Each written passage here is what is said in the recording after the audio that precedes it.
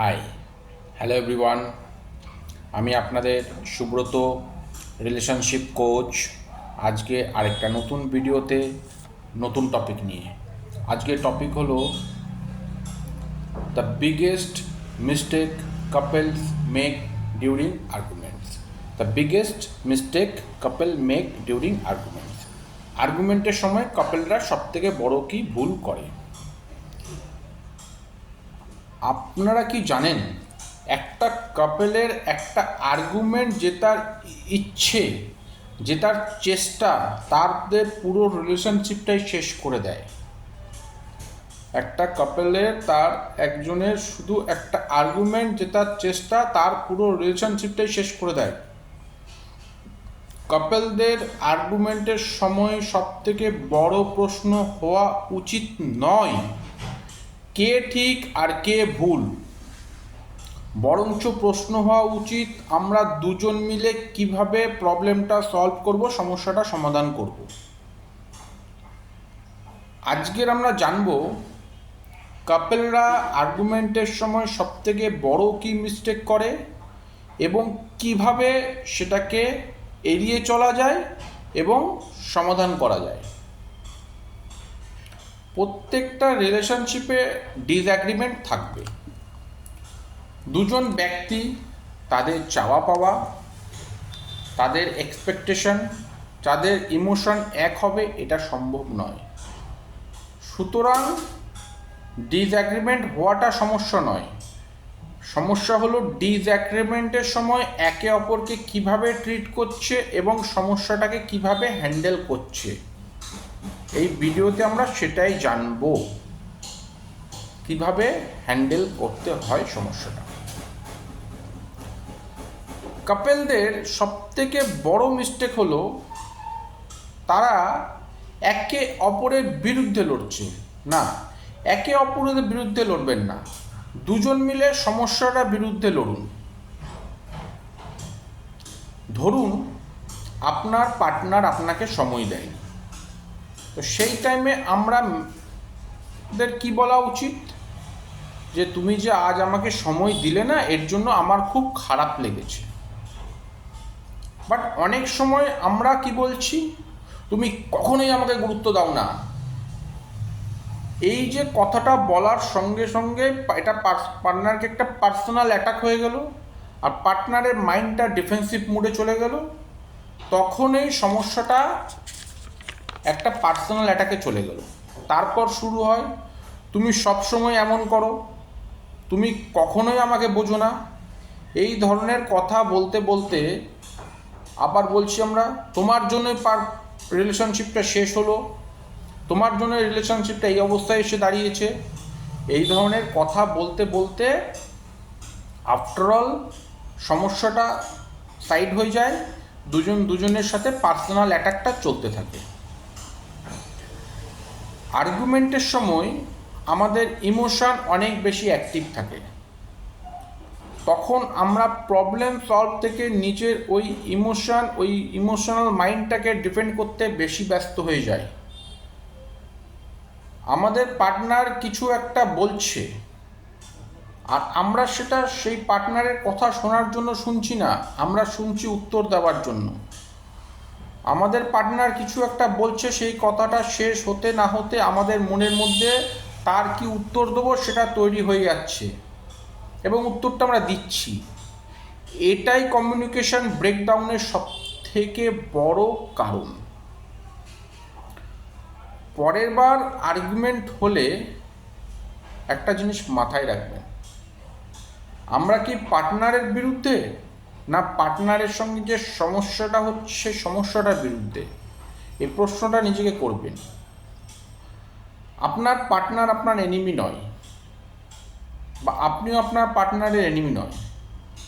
আপনাদের দুজনের common enemy, common শত্রু হলো ওই সমস্যাটা। তাই বলুন পার্টনারকে, মন্ত্রের মতন বলুন, তুমি আমার শত্রু নও, আমিও তোমার শত্রু নই, তুমিও আমার বিরুদ্ধে নয়, আমিও তোমার বিরুদ্ধে নই। আমরা দুজনে কমন শত্রু হলো সমস্যাটা, আর আমরা দুজনে ওই সমস্যাটার বিরুদ্ধে। এই ধরনের একটা মাইন্ডসেট আপনার পুরো আর্গুমেন্টের ডিরেকশনটা চেঞ্জ করে দিতে পারে। এটা যদি এই ধরনের মাইন্ডসেট যদি আপনি তৈরি করতে পারেন, যে আপনি পার্টনারকে বলতে পারেন যে তুমি আমার শত্রু নও, আমি তোমার বিরুদ্ধে নই, বা তুমিও আমার শত্রু নও বা তুমিও আমার বিরুদ্ধে নও, আমাদের দুজনের কমন শত্রু হলো সমস্যাটা, আর আমরা দুজনের সমস্যাটার বিরুদ্ধে। এই ধরনের মাইন্ডসেট আপনার আর্গুমেন্টের পুরো ডিরেকশনটা চেঞ্জ করে দিতে পারে।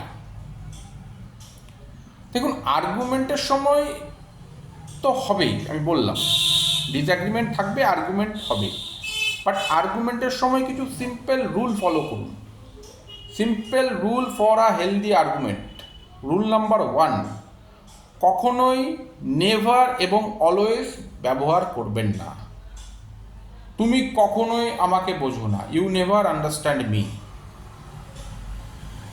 তুমি সবসময় এমনই করো, you always do like that. এই ধরনের কথা পার্টনারকে ডিফেন্সিভ করে তোলে। তার বদলে বলুন, তোমার এই পার্টিকুলার বিহেভিয়ারটা বা আজকের এই ঘটনাটা আমাকে খুব হার্ট করেছে। ঠিক আছে, এই ঘটনাটা আমাকে খুব হার্ট করেছে। Rule number 2 for a healthy arguments. Rule number 2 for a healthy arguments কি? তুমি কখনোই ক্যারেক্টার অ্যাটাক করবে না। যেমন, তুমি খুব সেলফিশ, তুমি খুব ইরেসপন্সিবল, এই ধরনের কথা পার্টনারকে ডিফেন্সিভ করে তোলে। বরং তার এগেনস্টে বলুন তার পার্টিকুলার বিহেভিয়ারটা নিয়ে, যে আজকের তোমার এই বিহেভিয়ারটা আমাকে খুব কষ্ট দিয়েছে। এটা হলো বিহেভিয়ার নিয়ে কথা বলা, ক্যারেক্টার অ্যাটাক নয়। Rule number 3 for a healthy arguments. Rule number 3 for a healthy arguments. আর্গুমেন্টের সময় কখনোই জেতার চেষ্টা করবেন না। আর্গুমেন্টের সময় কখনোই জেতার চেষ্টা করবেন না। একটা রিলেশনশিপ বা আপনার রিলেশনশিপটা কোনো ডিবেট কম্পিটিশন নয়। রিলেশনশিপে একজন আপনার পার্টনারকে যদি আপনি হারিয়েও দেন, আপনার পার্টনার ইমোশনালি ব্রেকডাউন হবে, ইমোশনালি ভেঙে পড়বে। তাহলে কি সত্যি আপনার জিত হলো? হলো না। একটা পার্টনারের ডিবেটের মধ্যে একজন জিতবে, আর্গুমেন্টে একজন হারবে, বাট যেই হারুক যেই জিতুক, ইভেনচুয়ালি রিলেশনশিপটা লুজ হবে। তাই মনে রাখবেন, রিলেশনশিপের উদ্দেশ্য এটা হওয়া উচিত নয় কে ঠিক আর কে ভুল, বরং উদ্দেশ্য হওয়া উচিত আমরা সমস্যাটা দুজন মিলে কিভাবে সমাধান করব, আমাদের রিলেশনশিপটাকে কিভাবে রাইট করব। কে ঠিক কে ভুল এটা উদ্দেশ্য না, উদ্দেশ্য হলো রিলেশনশিপটা কিভাবে ঠিক করব।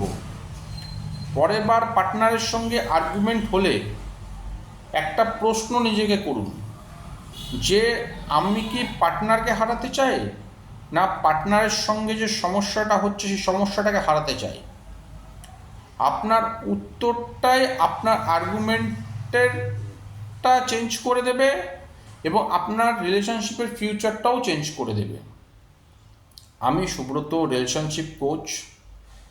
এই ভিডিওটা যদি আপনার রিলেশনশিপের জন্য হেল্পফুল মনে হয় তাহলে আমার চ্যানেলটি সাবস্ক্রাইব করুন এবং ভিডিওটি লাইক করুন এবং কমেন্টে লিখুন আপনার রিলেশনশিপে আর্গুমেন্টের কমন প্রবলেম কী। আমি সেই কমেন্টের উত্তর দেবো। ধন্যবাদ, দেখা হবে পরের ভিডিওতে। Thank you very much.